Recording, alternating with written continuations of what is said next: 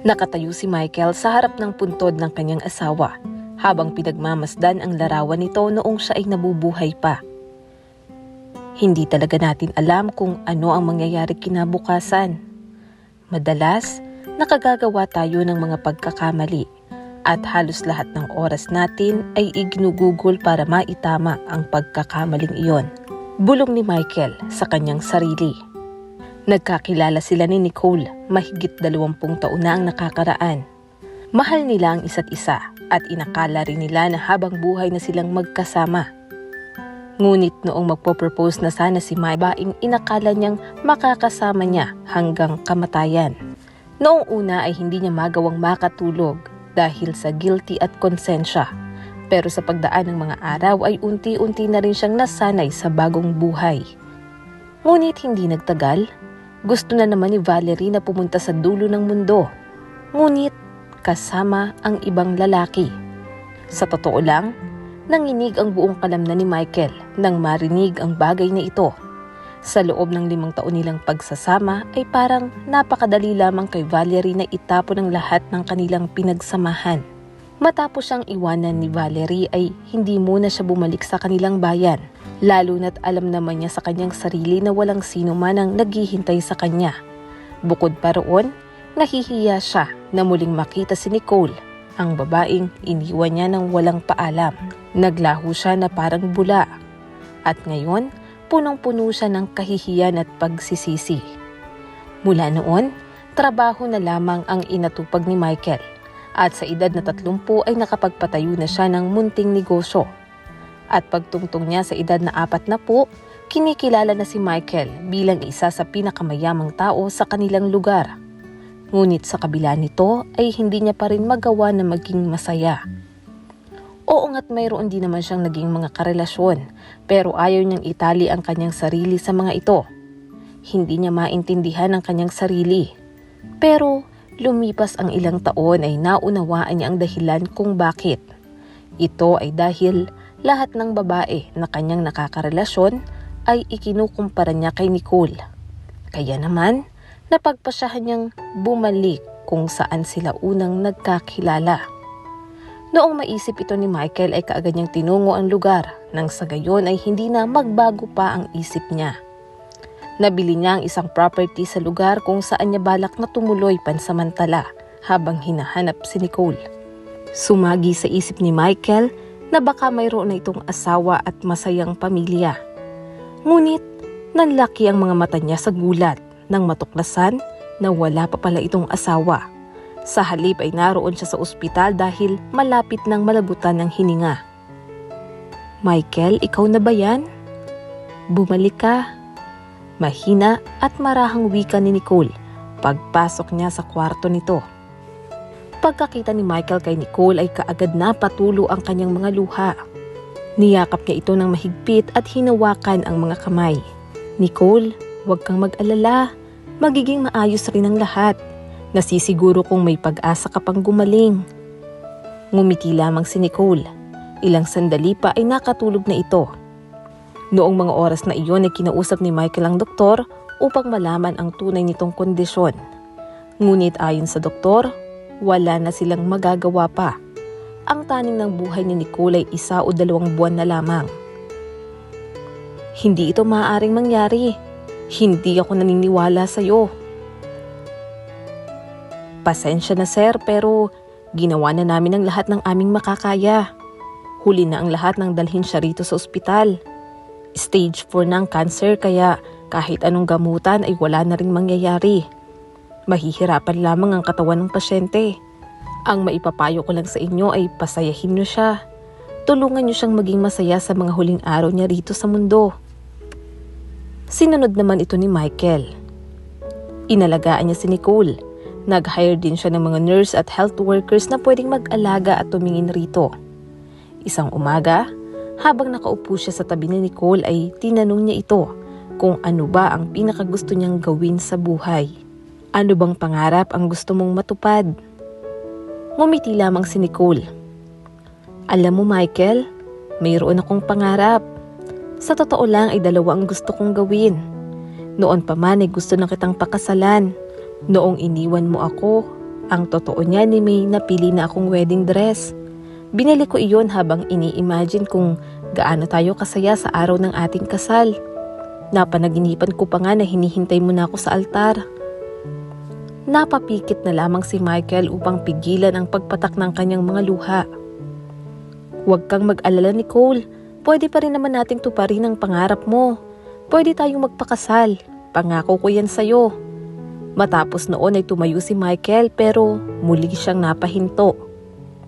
Ano nga pala yung isa mong pangarap? Sasabihin ko sa'yo sa susunod, mahinang sabi ni Nicole.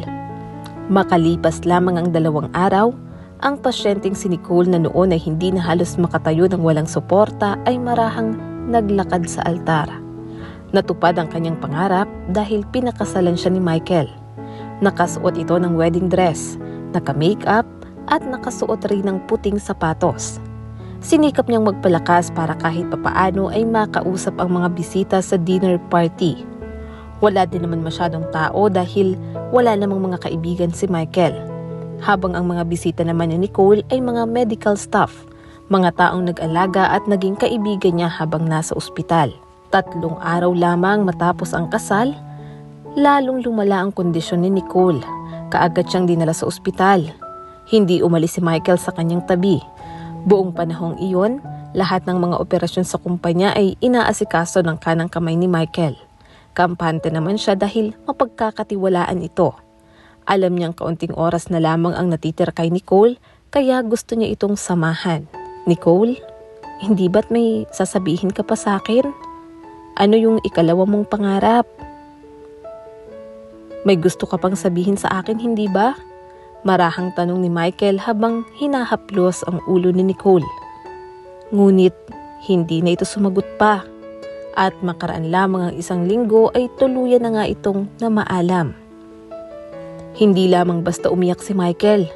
Nagwala siya at nagsisigaw habang sinisisi ang sarili dahil sa lahat ng mga nangyari. Kung sana lamang ay bumalik siya ng mas maaga. Kung sana lamang ay hindi siya umalis noon, hindi sana nangyari ang lahat ng ito. At ngayon nga ang ika-40 araw mula nang pumanaw si Nicole. Napabuntong hininga siya ng malalim habang hinahawakan ang puntod nito. Matapos noon ay tinungo niya ang daan papalabas ng sementeryo. Ayaw niya sanang umuwi pa ng bahay dahil malulungkot na naman siya. Sumagi sa isip ni Michael na mag-alaga ng aso o kaya naman ay ng pusa. Pero sino naman ang mag-aalaga rito kung lagi siyang nasa opisina? Pagpasok niya sa loob ng bahay ay nakakabinging katahimikan. Makapal na alikabok at dumi ng sahig ang sumalubong sa kanya. Dati-rati ay may babaeng pupunta roon para maglinis 2 beses sa loob ng 1 linggo. Kaya lamang ay nag-resign ito noong nakaraang buwan. Paakyat na sana ng hagdan si Michael nang biglang tumunog ang doorbell. Pagbukas niya ng pinto, bumungad sa kanyang isang babae. Hello po, nandito ako dahil sabi ng kapitbahay nyo ay baka mayroon kayong maiibigay na trabaho sa akin. Anong trabaho bang ina-applyan mo, iha? May hinahong tanong niya rito. Kahit ano po, sa katayuan kong ito ay wala akong karapatan na mamili pa ng trabaho. Pwede ho akong magluto, maglinis at mag-alaga ng mga halaman nyo. Basta gusto ko lang ng trabaho. At kung pwede po ay sana ay libre ang matutuluyan. Ganoon ba? Sige iha, pumasok ka rito. May dala ka bang mga dokumento o recommendations mula sa dati mong trabaho? Iniabot naman ng babae ang isang envelope. Matapos noon ay naupo si Michael at isa-isang binasa ang mga impormasyong nakasulat doon. 20 taon na ang babae at kapansin-pansin din na nakaumbok ang tiyan nito. May tatay bang ipinagbubuntis mo? Opo, mayroon siyang tatay. Lahat naman ng bata ay may tatay. Yun nga lang, mas pinili niyang kalimutan na kami. Hindi ka taga rito pero bakit dito ka naghahanap ng trabaho? Muling tanong niya sa babae. May personal ho akong dahilan pero kung maaari ay ayaw ko sanang mapag-uusapan. Siguro kapag ready na ako. Ilang minuto ring nag-isip si Michael bago magdesisyong tanggapin ang babae. Sige, maaari kang magtrabaho rito pero probationary ka muna. Ngayon lang ako tatanggap ng empleyado na galing sa lansangan. Halika, sumunod ka sa akin para maipakita ko sa iyo ang mga kwarto, pati na rin ang mga gamit. Lumipas ang 3 araw, hindi maipaliwanag ni Michael kung papaano siya mamumuhay nang wala si Emma. Lahat ng gamit at kasangkapan sa bahay ay malinis at nasa ayos. Mabango ang bahay at bukod sa lahat ay napakasarap pa nitong magluto na para bang lagi siyang kumakain sa mamahaling restaurant. Isang gabi, habang naghahapunan sila ay nakangiting nagsalita si Michael. Emma, kung palaging ganito kasarap ang luto mo ay siguradong tataba ako. Tumawa naman si Emma sabay sabing, hindi naman po siguro. Tuwing gabi lang kayo kumakain rito sa bahay. Madalas ay umiinom lang kayo ng kape. Pinagmasdan siya ni Michael. Emma, siguro naman ngayon ay ready ka nang i-share sa akin kung ano nangyari sa'yo, maging sa tatay ng anak mo. Napabuntong hininga muna si Emma bago nagkwento. Ang tatay ng aking ipinagbubuntis ay walang iba kung hindi ang pamangkin ng dati kong amo. Mababait naman ang amo ko. Gusto nga nilang ipakasal ako sa kanilang pamangkin, pero ako na mismo ang tumanggi. Mula noon ay palagi nila akong pinaghihirapan. Napagod na rin ako kaya umalis ako sa kanila. At kaya ako nagpunta rito dahil sa bayan na ito nakatira ang aking ina. Alam mo ba kung saan siya nakatira ngayon? Hindi ko alam dahil lumaki ako sa bahay ampunan. Iniwan ako ng aking ina sa ospital pagkalabas ko sa kanyang sinapupunan. Tumakas siya at hindi na ako muling binalikan pa. Habang lumalaki ako ay galit na galit ako sa kanya. Inakala ko na masama siyang tao. Pero noong nakaraang taon lamang ay nakatanggap ako ng sulat mula sa kanya. Nakakatawang isipin pero alam mo bang iniwan niya ako hindi dahil sa hindi niya ako mahal, kundi dahil gusto niya raw na magkaroon ako ng magandang kinabukasan. Wala daw siyang kapera-pera noon. At hindi rin alam kung nasaan ang nakabuntis sa kanya. Iniwan raw siya nito pero hindi naman niya sinisisi ang tatay ko dahil hindi niya naman alam ang tungkol sa bata. Balak niya raw akong balikan pero hindi na nangyari iyon sapagkat hindi niya ako mahanap. Marami siyang napagtanungan ng mga bahay ampunan hanggang sa nakita niya na nga ako.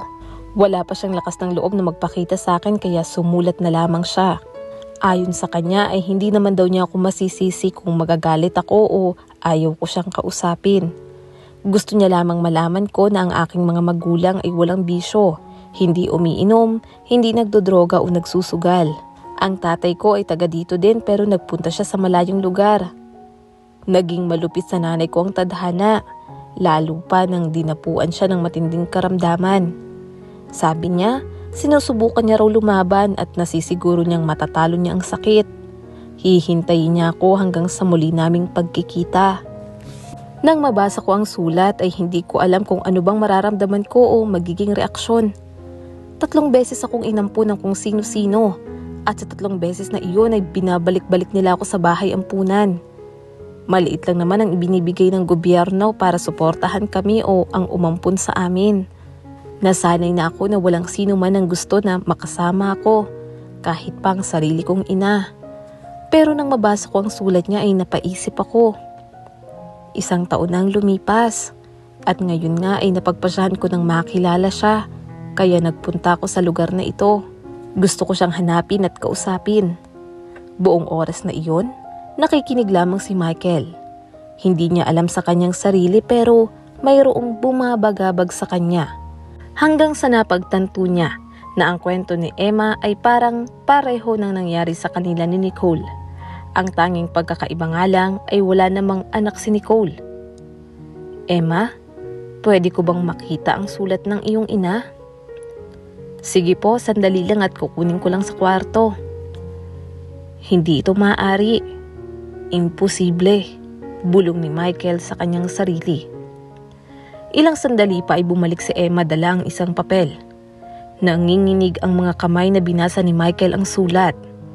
Nanlaki ang kanyang mga mata dahil parehong-pareho iyon ang sulat ni Nicole. May problema po ba? Bakit parang namumutla yata kayo? Emma, alam ko kung nasaan ang iyong ina. Talaga po? Siguro bukas ay pwede natin siyang puntahan. Baka naman pwede niyong sabihin sa kanya na darating tayo para hindi siya mabigla. Hindi na kailangan, Emma. Makaraan lamang ang 30 minuto ay nakatayo na sila sa harap ng puntod. Emma, ngayon ko lang napagtanto ang malaking pagkakahawig ninyo ni Nicole. Marahil ay isang dahilan na rin kaya hindi kita nagawang tanggihan noong una kitang nakita. Bakit hindi mo ako hinintay? Umiiyak na wika ni Emma habang nakaluhod sa harap ng puntod. Emma, hinintay ka niya. Lumaban siya sa abot ng kanyang makakaya. Pero hanggang doon na lang talaga. Huwag kang mabibigla. Ang totoo niyan ay ako ang lalaking umiwan sa iyong ina noon. Ako ang tatay mo. Umiiyak na sabi ni Michael. Dahil sa akin ay napilitan siyang iwanan ka. Kung sana lamang ay hindi ko siya iniwan noon, hindi sana tayo magkakahiwalay. Hindi mo sana dadanasin ang hirap na pinagdaanan mo. Hindi po ako galit sa inyo. Alam ko na mabuti kayong tao. Kahit hindi nyo pa alam na anak nyo ako ay talagang naging mabuti kayo sa akin. Napakasaya ko po dahil nakilala ko kayo. Salamat anak. Mahal na mahal ka namin ng nanay mo. Napakabait ng iyong ina. Mahal na mahal ko kayo. Makaraan ng 4 na buwan ay isinilang ni Emma ang malusog na sanggol na lalaki. Nagpapasalamat naman si Michael dahil naniniwala siyang binigyan siya ng Diyos ng pagkakataon na maitama ang lahat ng kanyang mga pagkakamali noon. Nagpapasalamat siya dahil muli siyang naging masaya. Madalas ay binibisita niya rin ang puntod ni Nicole upang magdala ng bulaklak at magkwento ng mga masasayang pangyayari sa kanilang buhay.